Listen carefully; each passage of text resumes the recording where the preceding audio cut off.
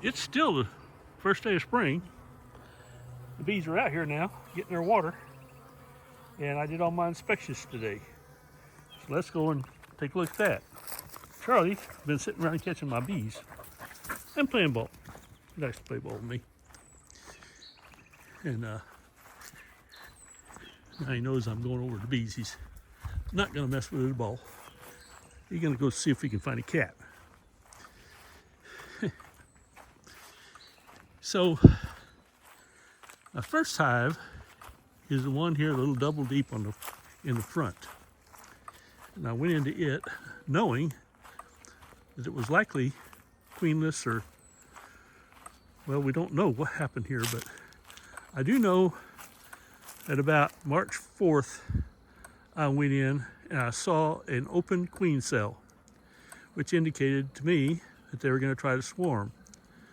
Well, I'm not sure what happened there, but they didn't, well, they're queenless. I don't know what happened to that queen, whether she didn't come back or not, but we had another cold spell, and I'm pretty sure that makes it pretty rough to get mated. I did see some drones today, so we're out of queen there. And what I did was the second hive up here, where all those bees are flying around, had about 6 frames of brood in there.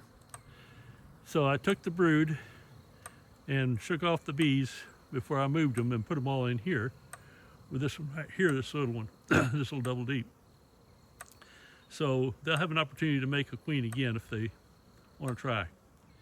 If they don't, I'll do the same thing again another week or two to make sure that they have an opportunity to make a queen before they all die out.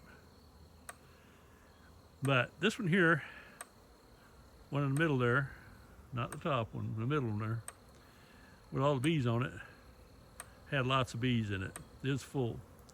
So it had some honey in it and pollen, whereas this one didn't have so much.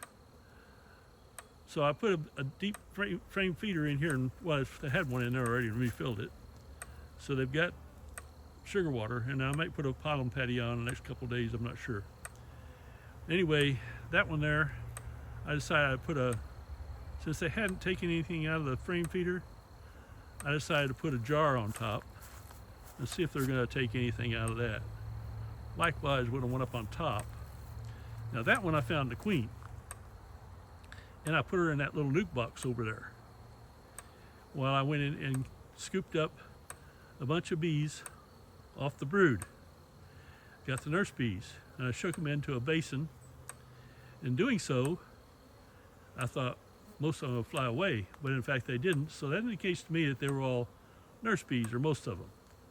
So I scooped up about 300, a half cup or so, and put them in my mite check, which had some alcohol in it, and well, actually had some windshield wiper washer in it.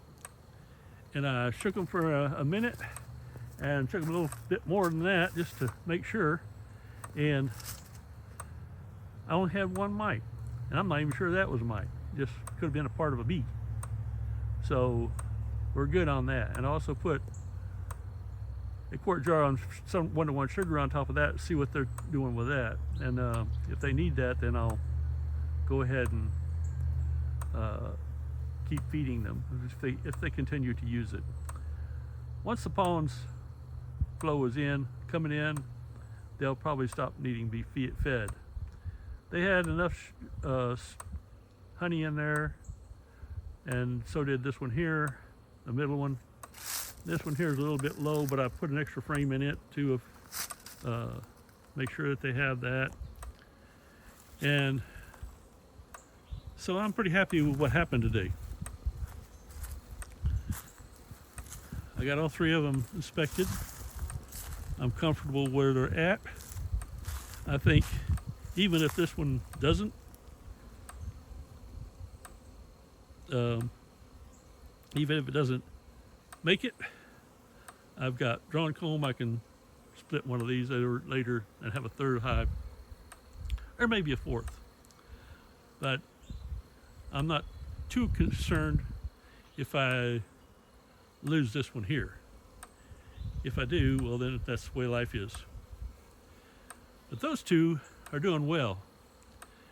Now, I did take some wax off the bottom of some of those combs, and because I was putting the honey or sugar syrup on top, I decided I probably wouldn't need to have my gloves on to do that, because I changed the top from a migratory top like that to a telescoping top like that to a migratory top, so I could put the sugar water on top. Well, I put some of that wax I'd cut off the bottom of the comb into a little container, and then I forgot about it. So later I came back without gloves on, and I went out there and picked it up and put it in my container, and sure enough, let's see, got me right there. Something I don't usually do is work my bees without gloves, because that's what happens every time I decide, well, I'm going to try it without gloves. And I figured, well, you know, I'm just going to take the top off. They're calm. They've been calm all day. But I guess maybe I squashed that bee, and the bee got me.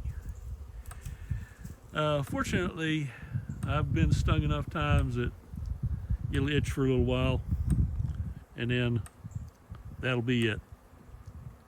Actually, I think it's the red mark there on the side of my finger, not the one on the top. But I don't know.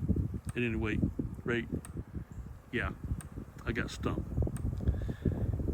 I won't swell up much, because I've been stung enough times that it doesn't make any difference anymore. But it still itches for a little while. But I'm happy with this. I'm happy with the bees today. They're doing good. Now, you might be wondering what these other boxes are.